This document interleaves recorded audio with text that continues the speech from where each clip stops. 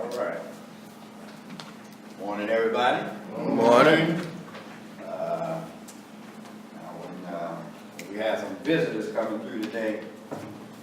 Just let them know this ain't Falcon Red and Black Sunday for us. This is how we do it. That's how we do it. This ain't got to do the last 40 plus some years. It's always red and black. That's right. Today we're going to be dealing in the Book of Tobit.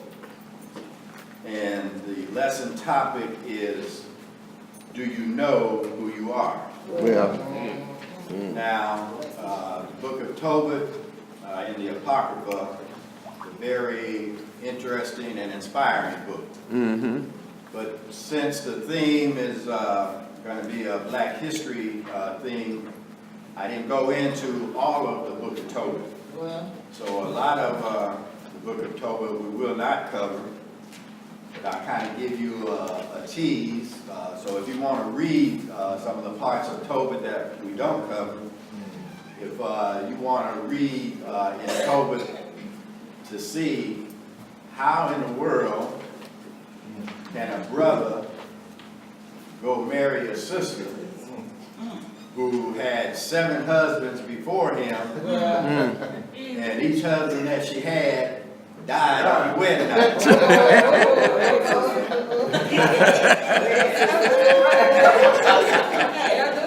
My Lord.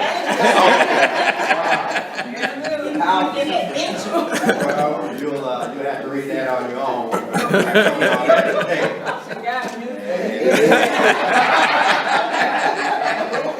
If you want to find out how bird poop in your eye will affect you, then you have to read the rest of Tobit. But we're going to just deal with Tobit as it relates to Black history. Okay. And as I said, the topic for today is, do you know who you are? Well. And you might say, that's, kind of idiotic question. Do you know? I look in the mirror, I see I'm black. Well, we would like to think that. Well. We've got to understand that there are brothers and sisters that wake up in the morning and they look in the mirror and they like, I don't see race. Mm-hmm. I don't see color. Uh-huh.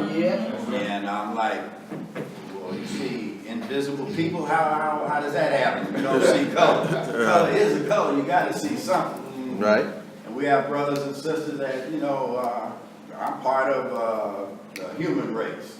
Rainbow Nation. Right. I'm like, okay, Rainbow Nation. But somewhere in that Rainbow Nation, there's a slot that says, or asks what you are when you do your job application. That's right.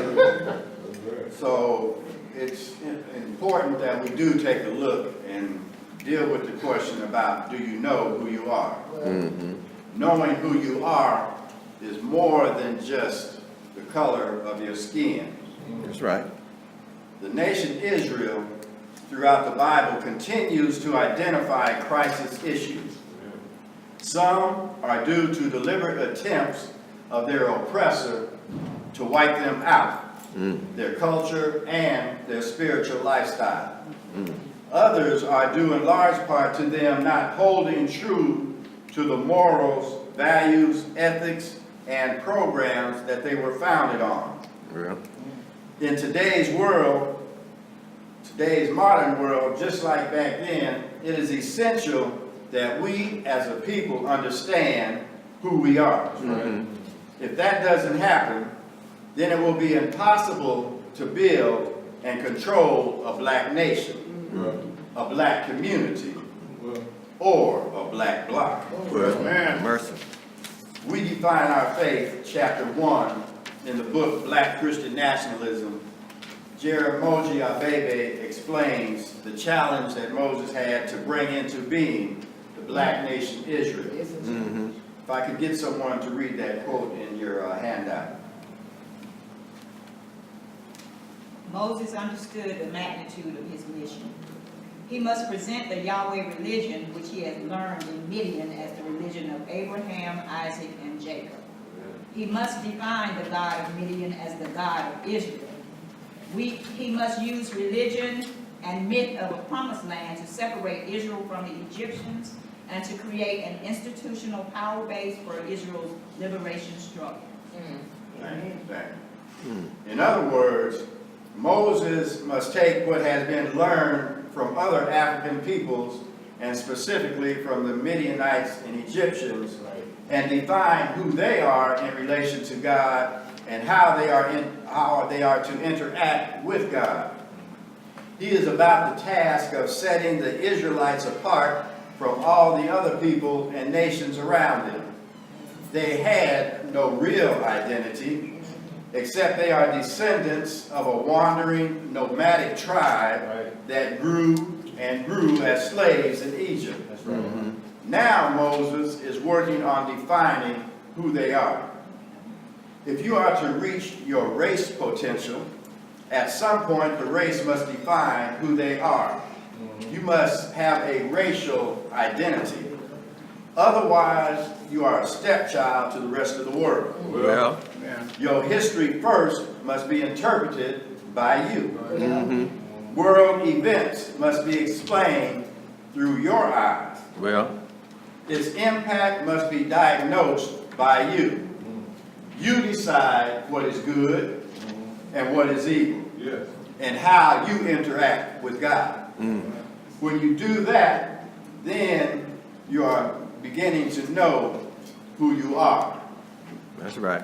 Even after all these things are put in place, it must be preserved. People will try to change who you say you are. Conquering groups will discredit your contributions and worth as a race. So then begins the real battle, especially if you as a people, you are not the dominant power to retain your identity. Unfortunately, oppressed people quickly succumb to the powers that be and deny their own heritage. The oppressor's lifestyle becomes their lifestyle. The oppressor's values become their values. The oppressor's religion becomes their religion. Yeah. All right. this in hopes that the differences that set oppressed from the oppressor apart will somehow disappear, and the two can live happily and equally together as one. Kind of sound like a Disneyland. All right. So here we are in the Book of Tobit. The nation Israel, the tribe of Naphtali, has been dispersed into exile by the Assyrians in the city of Nineveh. And this is near what is called modern-day Mosul, where ISIS is being run out by the coalition forces as we speak. Well, Their city is destroyed, their leadership in shambles. Tobit has managed, however, to gain favor with King Shalmaneser as his purveyor. Part of knowing who you are is understanding what you're not. well, Let me have someone read Tobit 1:5, and it starts with but. It's kind of hard if you have your Jerusalem Bible. There's some multiple numbers where the scriptures are, and that deals with Greek and Latin interpretation. So starting with but all my brothers. Can I get someone to read that? But all my brothers, the house of Naphtali, offer sacrifice to the calf that Jeroboam, the king of Israel, had made at Dan and on the mountains of Galilee. Tobit understood his basic foundations. While others had been brought into the lifestyle of their oppressor, he continued to carry out the dictates that were required by the black nation Israel's founding fathers. He understood historically what had happened when they were in the wilderness with Moses. He knew that when Moses came down from receiving the commandments and saw them worshiping a golden calf, all hell broke loose. And many were slain on the spot. well, It was clear to Tobit they were not calf worshipers. The knowledge of his past, the understanding of its importance, gave him the strength to reject what others willingly submitted to. how quickly others had forgotten and or gave up their core values and their principles. Many times, the scripture says, Tobit alone would travel to Jerusalem to make sacrifices. Well, He gave to the priests tithes of wine, corn, olives, pomegranates, and other fruits. He gave to the orphans and widows. He went over and above maintaining the law and covenant. He tried to bring comfort and relief to those that were suffering in Jerusalem. You will know who you are if you seek knowledge about yourself and your people. I get someone to read Tobit 1:8. It starts with I gave. I gave the third to orphans and widows, and to strangers who lived among the Israelites. I brought it to them as gift every 3 years. When we ate, we obeyed both the ordinance of the law of Moses and the exhortations of Deborah, the mother and father Anna, now. That's good right there. For a woman who has kinsman whose name was Anna. You can stop She right bore there. me, okay. Read your scripture. Like I said, it kind of gets hard to know where it ends and stops with the way it's numbered. But what we have here is that you just don't come into the world knowing who you are. Well, There is something that is learned. Yes. This is something that is written down and passed down via oral or written traditions. Okay. But what happens if your people don't control the institutions of learning? Amen. Then you end up being told who you are. Amen. You are told you are lazy. You are worthless. You are dumb, stupid, ignorant. Next thing you know, hey, you got a reason to believe it. Amen. Okay, that's what I am. You pass this information down generation after generation, and the oppressor needs not do anything anymore. To know who you are, you must either have a teacher, a parent, a leader that has not been contaminated by the falsifications of your existence. my Lord. Therefore, we have classes to do just that. If not, then you have to take it upon yourself to research on your own who you really are. Well, But luckily here at the Shrine of the Black Madonna, come on, yeah. we have the luxury of both. That's right. We've learned the intrinsic ways that our glorious heritage has been discounted, misconstrued, or just plain denied. Here, we look at the world and our past through uncensored eyes. We have learned to interpret events and actions from a perspective that weighs its relation to being good or bad for us as a people.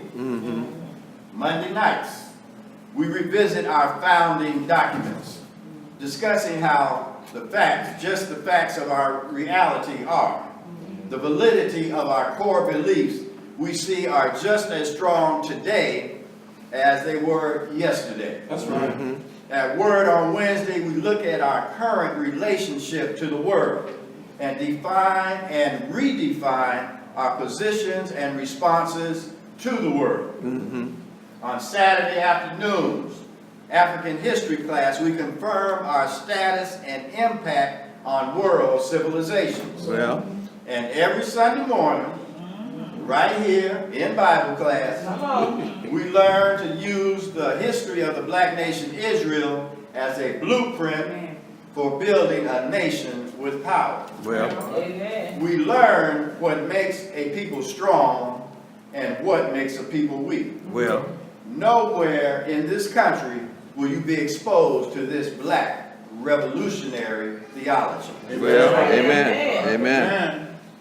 You will know who you are by how you treat your brothers and sisters. Well, I get someone to read for me Tobit 1:16 and 7. Begins with in the days of Calvin's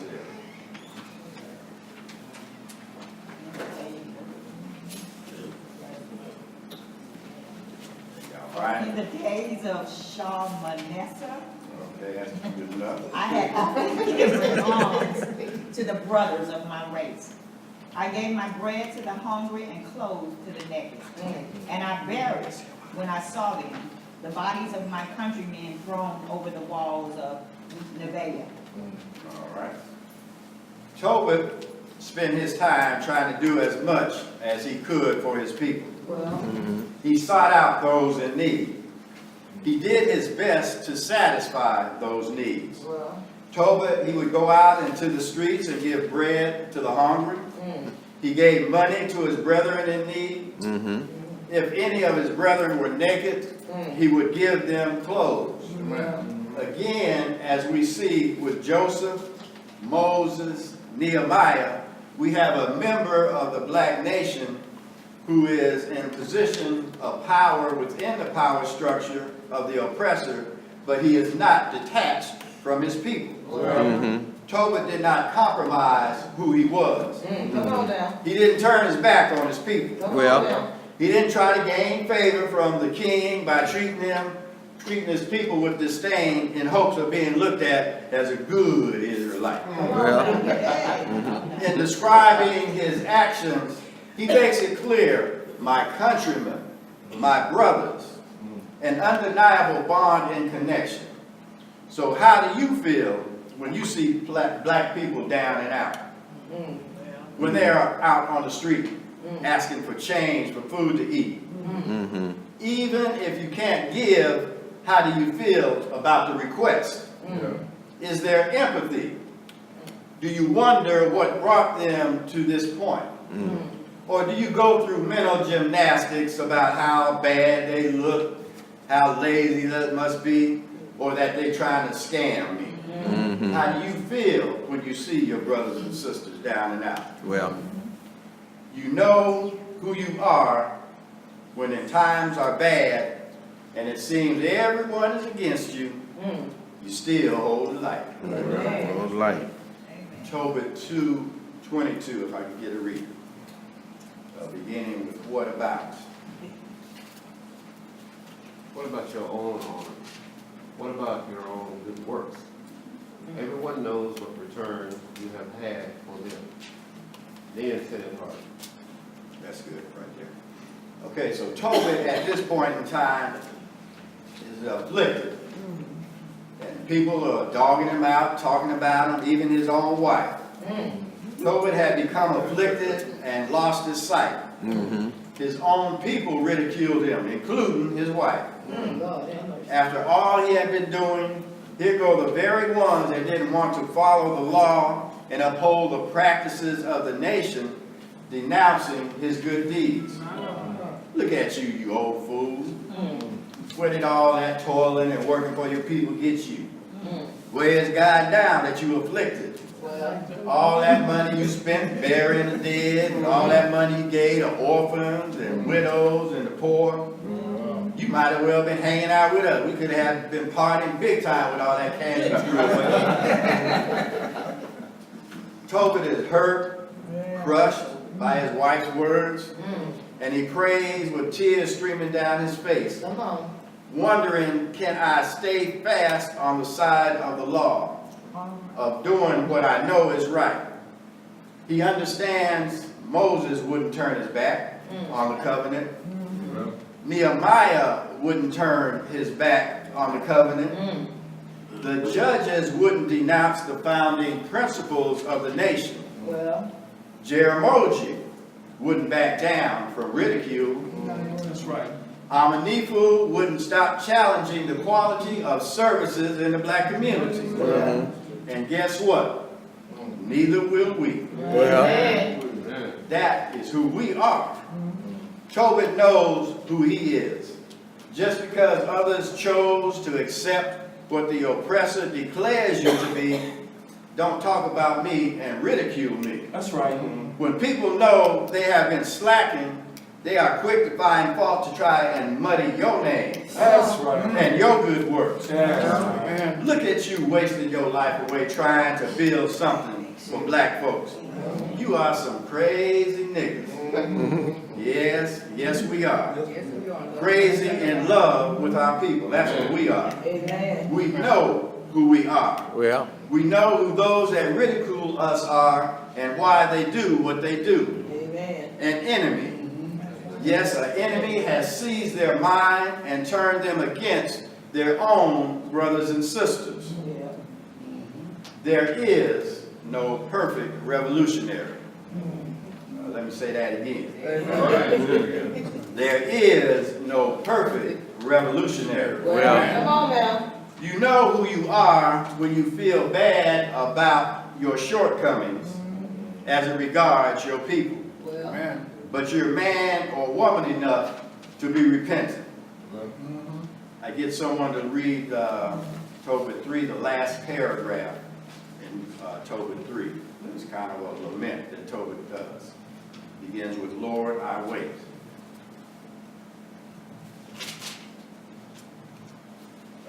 Lord, I wait. Okay, do it in unison. Go ahead. Lord, I can't see. I wait for the sentence you will give to deliver me from this affliction. Let me go away to my everlasting home. Do not turn your face from me, O Lord, for it is better to die than to still live in the face of trouble that knows no pity. I am weary of hearing myself traduce. Okay, and then I get someone to pick up and read at Tobit 13, verse 5. It starts out, though he punishes.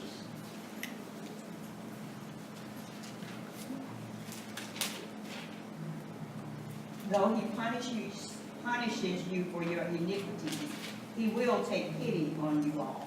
He will gather you from every nation wherever you have been scattered. All right. It's hard working on behalf of an oppressed, mentally disenfranchised group of people. You are trying to show them and tell them who they are. They're telling you back, no, we are just all one human race. You're trying to tell about building power and institutions that can serve black people. They're telling you, no, that's not going to happen. White people aren't going to let us do that. To be a black Christian nationalist calls for one to be mentally tough. It's not meant for everyone. Come on now. Some black people have just gone too far.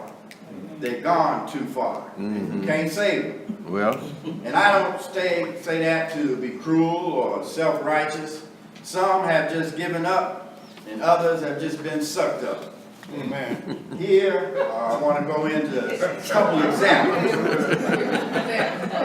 And then these examples, kind of highlight the catechism between the two, and highlights the challenges that we have when you're trying to involve yourself in a liberation struggle.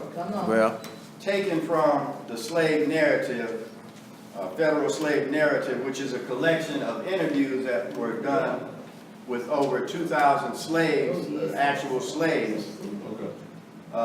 It asked them to explain how they felt about slavery. well, Narrative 1, this is Richard Toller from Cincinnati, Ohio, when he was interviewed. And he says, I didn't fight in the war, but I wanted to. My stomach was broken, but I sure wanted to fight because I wanted to be free. I never had no good times till I was free. They never mistreated me. They was whipping slaves all the time, though. If I thought they was coming for me, I'd hide in the woods. I'd run away all the time and then come back. And I'd just tell them, if they whipped me, I'd have killed them. I'm so glad I ain't a slave no more. And I lived till 1937. That's his take on being a slave. Then we have narrative 2. This is Miss Adeline Johnson.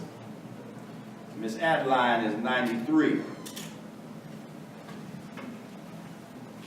That's a cute fella up there. And this is what Miss Adeline has to say. There was a happy time with happy days. I'll be satisfied with my Savior that my old master worship and my husband preach about. I want to be in heaven with all my white folks, just to wait on them and love them and serve them, sort of like I did in slavery time. That will be enough heaven for Adeline. You see what we've got to deal with? The spectrum, the mentality that we have to challenge as we work on liberating black people. One of these had the potential of being a black Christian nationalist. Well. And the other, no chance in hell.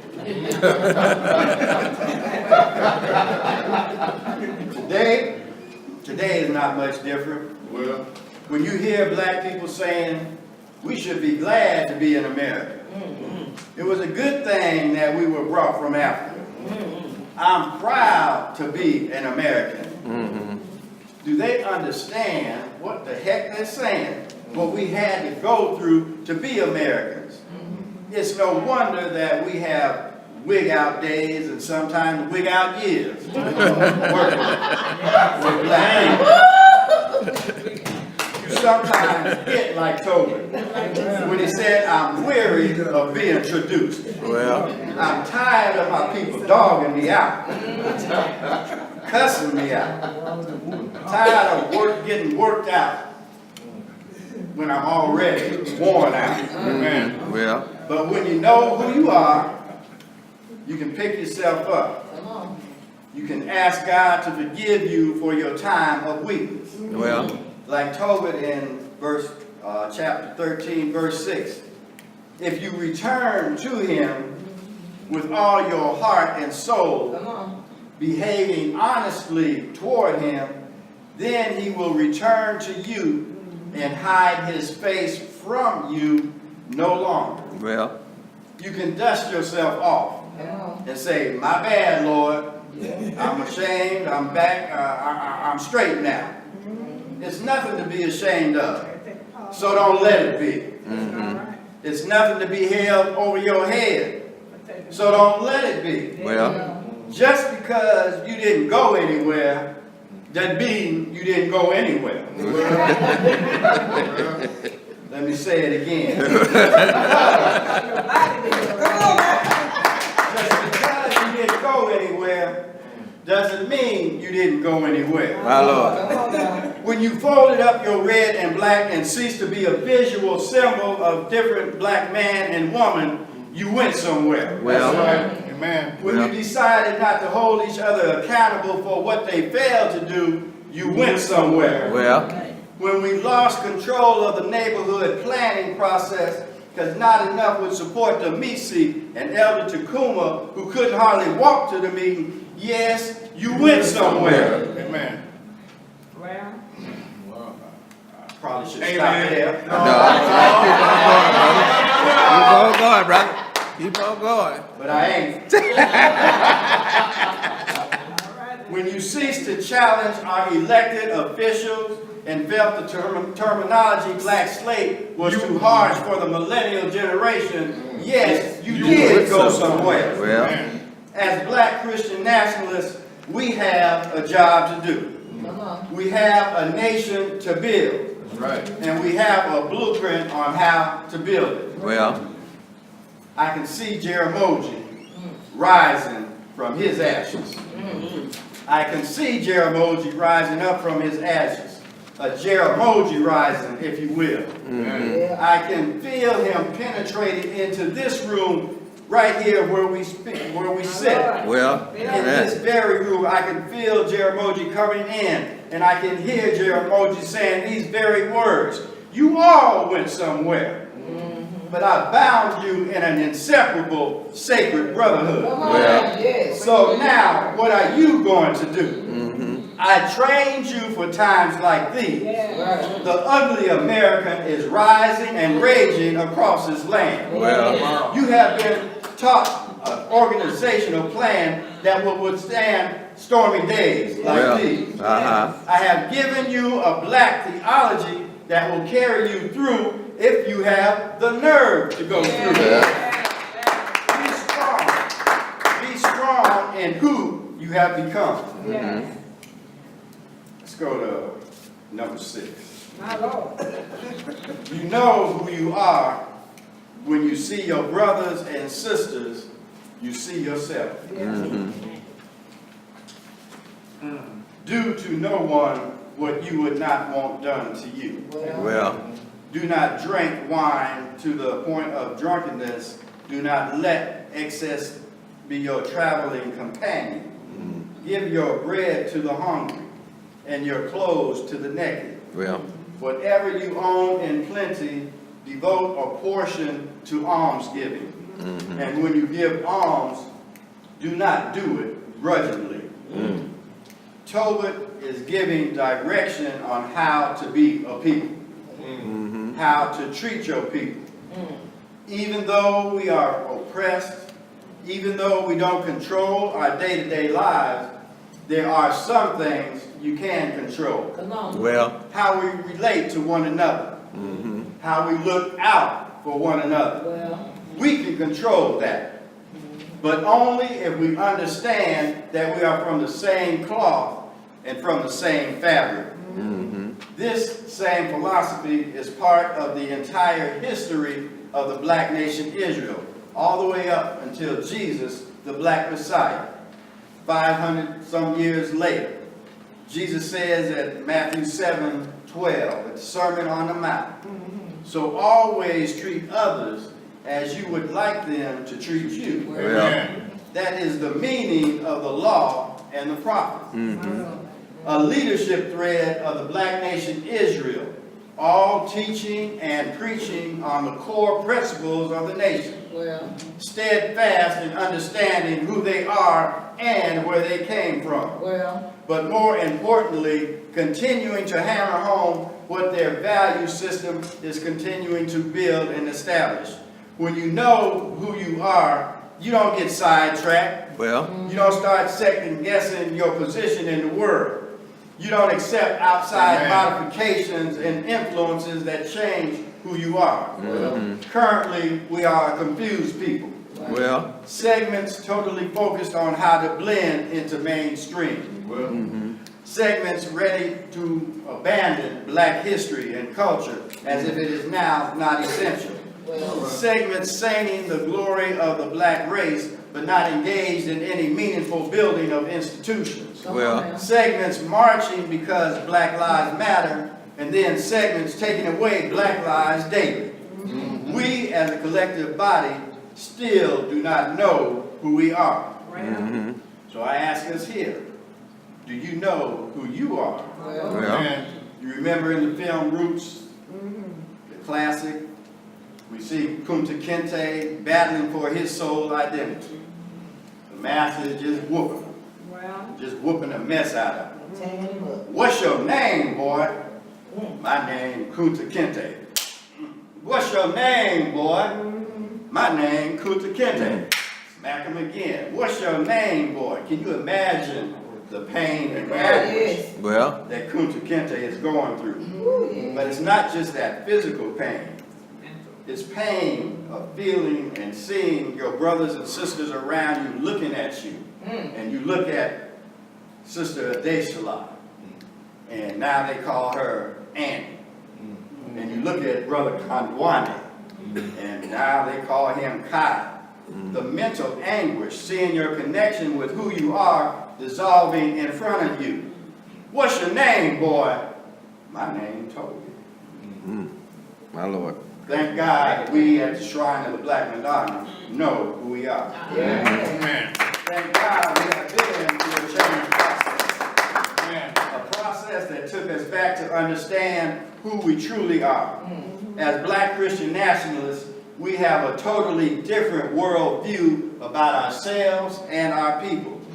We pulled out of the book of Black Christian Nationalism. If you look at it, you will see 5 distinct parts.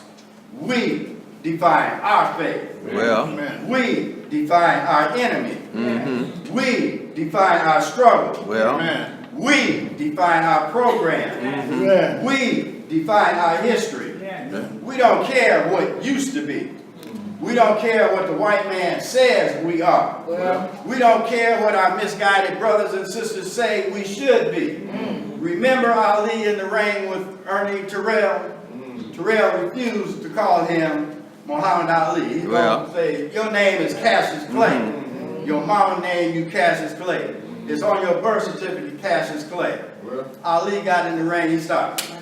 What's that behind? He said, what's my name? He rocked around and he rocked around and he said, what's my name?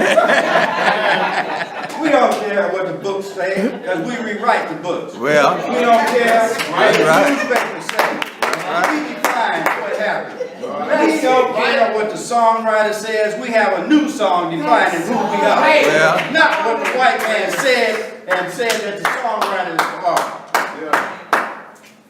It used to be called coon, not a slave master. Well. We got a word for the slave master. We're not coons anymore. We're black. Slave master used to call us niggas.